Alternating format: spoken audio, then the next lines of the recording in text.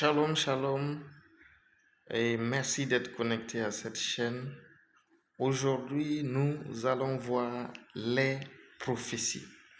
Qu'est-ce que la prophétie? Quelles sont les caractéristiques de la prophétie? Et pourquoi la prophétie? Parce que nous sommes dans des temps assez troublés où nous voyons beaucoup de prophéties.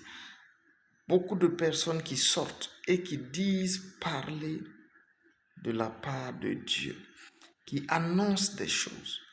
Nous verrons en détail, selon les Écritures, ce que Dieu lui-même donne comme caractéristique, afin que chacun puisse reconnaître la fiabilité des prophéties et que chacun puisse se positionner par rapport à une quelconque prophétie qui est donnée. Alléluia. Donc, en définition, que peut-on dire d'une prophétie? Qu'est-ce qu'une prophétie? Selon la Bible, dans Ésaïe, chapitre 42, verset 9, nous allons voir la définition.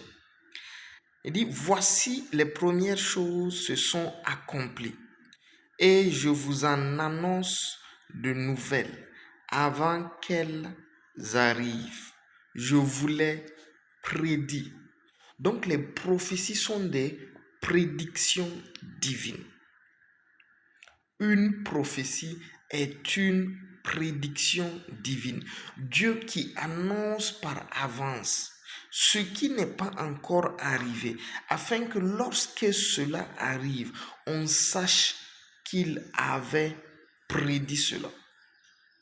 Donc voilà la définition biblique d'une prophétie. C'est une parole, c'est une action, c'est un événement annoncé d'avance par le Seigneur et qui s'accomplit au temps marqué. Donc, il faut que la chose s'accomplisse pour que ceux qui ne sont pas spirituellement alertes sachent que c'est une prophétie divine. Ceux qui sont spirituellement alertes, lorsque tu parles, leur esprit répond déjà. Donc pour eux, c'est une prophétie. Mais pour ceux qui ne sont pas spirituellement alertes, il faut que ça s'accomplisse d'abord. Donc quelques caractéristiques des prophéties. Le point principal, c'est de savoir que la prophétie est un ordre divin. Donc, nous voyons cela dans Esdras 6, verset 14, où la Bible dit, « Et les anciens des Juifs bâtirent avec succès, selon les prophéties d'Agé le prophète et de Zacharie, fils d'Ido. Ils bâtirent et achevèrent d'après l'ordre du Dieu d'Israël. » Dieu ayant parlé par la bouche du prophète Agé, Dieu ayant parlé par la bouche du prophète Zacharie de reconstruire le temple. Donc, ils se sont mis à l'œuvre conformément à l'ordre divin qui avait été donné et ils ont pu accomplir cette œuvre. Dieu l'a annoncé et cela s'est accompli textuellement à ce qui avait été annoncé. Et cela est très important pour nous de le savoir, que Dieu l'a annoncé et l'a accompli au travers des hommes. Donc, la première caractéristique d'une prophétie, c'est que c'est un ordre divin et qu'elle est parfois accomplie par un homme. Ce sont les hommes que Dieu utilise ou les anges pour accomplir les prophéties. C'est pourquoi c'est important de le savoir. Il dit dans Habakkuk 2, verset 2, il dit, cela est une prophétie. Il dit, écris-la, grave-la sur des pierres. Elle s'accomplira certainement. Si elle tarde, attends-la, car elle s'accomplira certainement. Mais comment elle va s'accomplir? C'est le Seigneur qui choisit le moyen. Mais le plus souvent, il utilise des messagers pour accomplir ses prophéties. Il utilise des envoyés pour accomplir ses prophéties et nous le verrons plus tard. Donc, première caractéristique d'une prophétie, c'est que c'est un ordre divin. C'est Dieu qui annonce les choses qui doivent arriver. Et forcément, quelqu'un, un messager doit être utilisé pour annoncer la prophétie. Donc quand vous voyez beaucoup de personnes annoncer l'enlèvement pour dire que l'enlèvement est imminent, ne dites pas que ce n'est pas une prophétie. Ceux qui vont constater la prophétie ne vont pas être enlevés. Les spirituels savent déjà que l'heure est imminente et que nous sommes au dernier temps des derniers temps, les dernières secondes de la fin des temps. De telle sorte que nous savons à l'intérieur de notre esprit que l'enlèvement de l'Église n'est qu'une question de mois.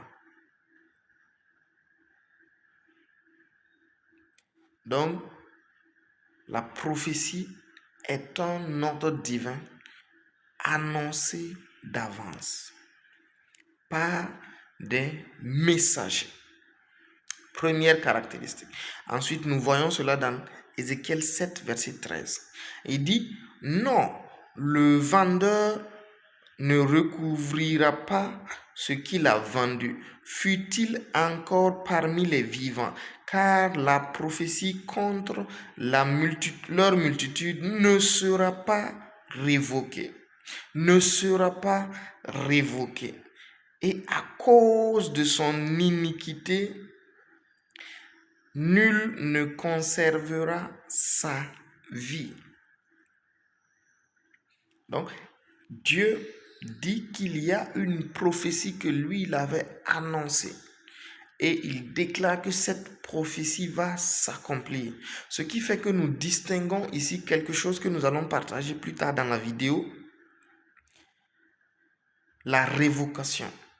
Il y a des prophéties que Dieu peut révoquer en fonction de l'attitude de celui qui reçoit la prophétie. Dieu peut annoncer la mort de quelqu'un, mais révoquer la prophétie parce que la personne s'est humiliée devant lui. Et nous voyons cela avec la vie du roi Ézéchias. Dans Ésaïe 38, 39. Et nous voyons également le cas du royaume de Ninive, qui avait reçu une prophétie de jugement de la part du prophète Jonas, mais qui s'est repenti. Tout le royaume s'est repenti et la prophétie a été révoquée. Donc il y a des prophéties irrévocables, il y a des prophéties révocables. Deuxième caractéristique de la prophétie. Ça peut être une prophétie scellée, comme ça peut être une prophétie ouverte, non scellée, révocable, dépendant de l'attitude de celui qui reçoit la prophétie. Alléluia. Et la Bible le dit dans le livre de Apocalypse. Ça, c'est la deuxième caractéristique des prophéties. Apocalypse, la Bible dit, Apocalypse 22, verset 10, il dit, et il me dit, ne scelle point les paroles de la prophétie de ce livre, car le temps est proche. Donc, dépendant des circonstances, la prophétie peut être scellée, c'est-à-dire irrévocable, ou non scellée, révocable, en fonction des circonstances. Et à Daniel 12, verset 4, La Bible dit, toi Daniel, tiens secrète ces paroles et scelle le livre jusqu'au temps de la fin. Plusieurs alors le liront et la connaissance augmentera. Ça veut dire que le jour où le livre de Daniel avait été ouvert et que la connaissance les gens ont commencé à prendre connaissance du livre de Daniel, sachez qu'on était déjà dans les temps de la fin et que le Seigneur était déjà à la porte. Parce que c'est ce qui a été écrit dans le livre. Tu le fermes jusqu'au temps de la fin. Et lorsque nous qui allons lire ça, notre connaissance va augmenter. Cela va dire dans quel temps nous sommes. Donc les prophéties peuvent être scellées comme elles peuvent ne pas être scellées. Révocables ou non. Donc ça, c'est la deuxième caractéristique des prophéties. Troisième caractéristique des prophéties, la prophétie détermine les saisons, les changements de temps et de circonstances dans ce monde. Daniel 2 nous le dit, il dit qu'il change les temps et les circonstances, verset 20. Il établit les rois. Donc c'est Dieu qui, à un moment donné, décide de donner une direction au monde. Ce n'est pas Satan qui gouverne, c'est Dieu qui gouverne par des prophéties. C'est la prophétie qui gouverne les choses. C'est pourquoi lorsque Jésus était là, il a dit à Jean le Baptiste, il dit, il est important que chacun de nous fassions ce pourquoi, ce qui est écrit de nous, ce pourquoi nous avons été appelés. Il dit, tu devais me baptiser, baptise-moi. Dans Matthieu 3 et dans Luc 3.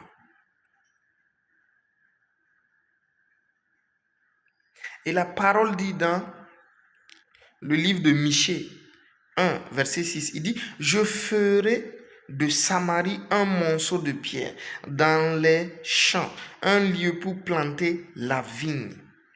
Je précipiterai ces pierres dans la vallée, je mettrai à nu ses fondements. Une prophétie sur Samarie qui s'est réalisée. Samarie n'existe plus. On peut dire qu'elle est devenue la Palestine actuelle. La Palestine, la Cisjordanie, etc. Mais Samarie n'existe plus. Et Dieu l'avait annoncé, bien que Samarie était une partie de son peuple. Donc, il avait établi cela par la prophétie et ça s'est accompli. Dans Nahum 1,14, où on voit l'oracle sur Ninive, la Bible dit, voici ce qu'a ordonné sur toi l'Éternel, sur Ninive. Tu n'auras plus de descendants qui portent ton nom. J'enlèverai d'eux la maison de ton Dieu, les images taillées en fonte, et je préparerai ton sépulcre, car tu es trop léger. De nos jours, on ne parle plus du royaume de Ninive, il n'y en a plus. C'est l'ancien Irak. Il n'y a plus de Ninive depuis longtemps. Donc, Dieu, par la prophétie, établit les choses, établit le déroulement du monde. Donc, il faut des prophètes, il faut des prophéties. Parce que lorsqu'il n'y a pas de prophétie, cela veut dire que Dieu n'agit plus. Dieu agit. Maintenant, ces caractéristiques des prophéties vont nous permettre de pouvoir juger les prophéties. Parce que la Bible déclare qu'il faut les juger, il faut les examiner pour voir si elles viennent de Dieu avant de les accepter. Donc, quatrième caractéristique des prophéties, la prophétie est un don de Dieu et s'exerce par la foi. Le don de prophétie peut être reçu par la foi et s'exercer par la foi. La Bible dit dans Romains 12, verset 6, il dit, puisque nous avons des dons différents, selon la grâce qui nous a été accordée, que celui qui a le don de prophétie l'exerce par l'analogie de la foi. Ensuite, dans 1 Corinthiens 12, verset 10, il dit à un autre le don d'opérer des miracles, à un autre la prophétie, et à un autre le discernement des esprits, etc. Donc, c'est un don qui peut être reçu. C'est un don qui est reçu par un homme. Donc, lorsque quelqu'un reçoit le don de prophétie, il peut prophétiser. Il peut être apôtre, il peut être évangéliste, il peut être pasteur, il peut être docteur, mais il a reçu le don de prophétie. Il peut même être prophète. Et il y a un don particulier de prophétie, une grâce particulière prophétique qui vient sur sa vie. Donc ce sont des dons et qui sont pratiqués par la foi. Pourquoi? Parce que tout simplement, ce que tu reçois doit être en analogie avec la parole de Dieu. C'est pourquoi il y a la foi. Parce que la foi vient de ce que Christ dit. Donc ce que Dieu a dit, authentiquement. On a besoin de la foi pour reconnaître ça et pour faire fonctionner ça. La deuxième chose qui fait qu'on marche par la foi, c'est parce que la personne qui reçoit la prophétie doit lui-même être convaincu de la prophétie avant de l'annoncer. Car une prophétie parfois vient en contraire à ce qui est connu du temps, vient carrément annoncer parfois des choses nouvelles, des choses qui ne sont pas forcément ce que les gens veulent authenter. Donc ça fait que la personne même qui annonce la prophétie doit être convaincue de son don, doit être convaincue de son ministère, doit être convaincue du service dans lequel il a été appelé pour pouvoir clairement annoncer la prophétie avec assurance. C'est pourquoi il faut la foi. Donc, cinquième caractéristique, les prophéties doivent être maintenues et honorées. Maintenues par un combat spirituel. Pourquoi? Parce que c'est pas parce qu'une prophétie est sortie que la force opérationnelle se mobilise immédiatement. L'accomplissement de la prophétie va nécessiter une opérationnalisation. Cette opérationnalisation souvent dépend de quelques individus. Quand on prend la prophétie sur la naissance du Christ, elle a été donnée 600 ans avant la naissance du Christ. Mais on s'est rendu compte qu'elle a été donnée 600 ans, mais c'est parce que au moment de la naissance du Christ, Dieu a suscité deux intercesseurs puissants. Anne, qui était veuve depuis plusieurs années. Elle s'est mariée et 7 ans après, elle a perdu son époux et elle est restée au temple. Et elle ne faisait que prier pour la naissance du Messie. Elle ne faisait que prier pour l'avènement du Messie. Et c'est ce qui s'est passé. Et il y avait Siméon qui également avait été suscité par le Saint-Esprit pour prier pour la naissance du Messie, pour la venue du Messie. Et lorsque Jésus est allé au temple avec ses parents pour être présenté dans Luc chapitre 2, nous voyons que Dieu amène les deux intercesseurs vers l'enfant pour dire c'est votre prière prophétique, c'est votre engagement, votre énergie spirituelle qui a permis que la prophétie puisse s'accomplir. Donc ils ont été honorés à cause de ça. Donc même s'il y a une prophétie dans ta vie, mon frère, ma soeur, il te faut entrer dans la prière. C'est pas parce qu'on a prophétisé tu serviras Dieu que tu serviras Dieu sans réellement porter la prophétie dans la prière. Il faut porter la prophétie. Même le don de prophétie. Si on te dit, je vois que tu as un don de prophétie sur ta vie, mon frère, ma soeur, rentre dans le lieu secret. Il faut que tu donnes naissance à ce don de façon tangible. Parce que la parole prophétique est dans le spirituel. C'est la volonté parfaite de Dieu pour le temps. Mais pour que cette volonté parfaite se manifeste, il faut la volonté humaine associée à la prophétie. Il faut que la force opérationnelle soit mobilisée pour que cette prophétie puisse se réaliser. C'est pourquoi la Bible dit il y a un combat à faire. Il y a un combat à faire. Christ a porté nos malédictions. Mais lorsque nous rentrons dans Christ, on sent une certaine résistance. Parfois, Satan vient la nuit et il veut t'étouffer. Ce n'est pas parce que ce que tu as fait n'a pas été acquis. Ça a été acquis. La Bible dit que si tu crois dans ton cœur, cela est imputé à justice. Mais pour que ça se manifeste, la Bible dit, il faut que tu confesses de ta bouche. Et c'est en ce moment que tu vois le salut apparaître. Ça veut dire quoi? C'est en ce moment que tu vois la manifestation tangible pour toi-même.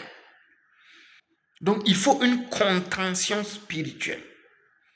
Pour toute prophétie, il faut une contention spirituelle pour sa manifestation.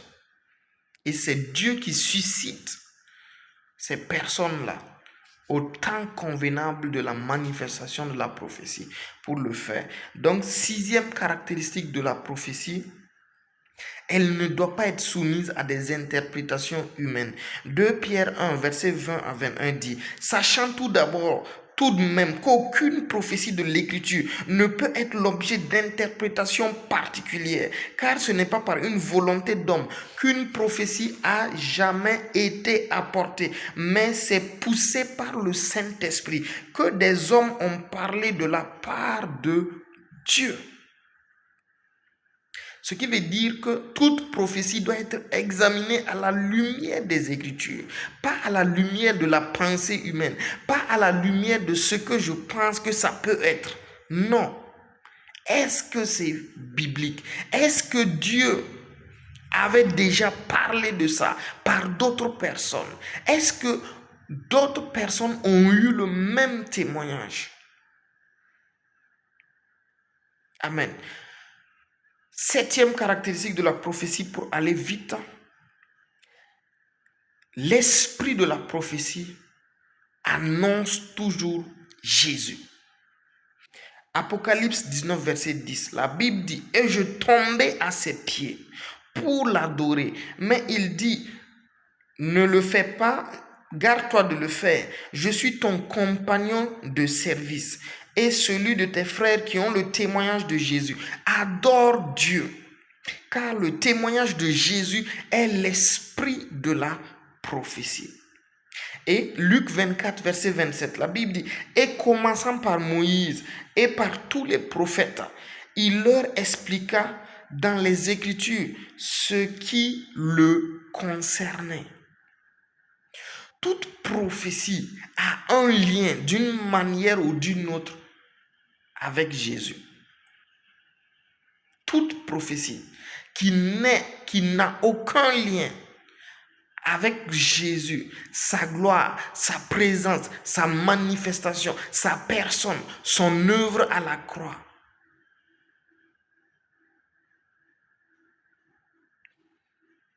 n'est pas forcément une prophétie divine. Donc, il faut juger les prophéties. Il faut les regarder à la loupe de la parole de Dieu pour voir à terme, est-ce que cette prophétie aura un lien avec le Christ? Alléluia. Donc c'est important parce que la Bible dit dans le livre de Ésaïe 44, verset 26, il dit, je confirme la parole de mon serviteur et j'accomplis ce que prédisent mes envoyés.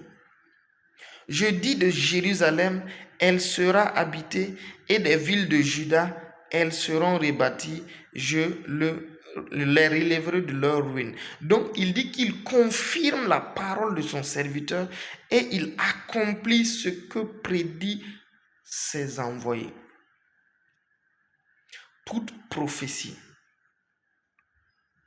divine s'accomplit, peu importe le temps, peu importe la durée. Toute prophétie divine finit par s'accomplir.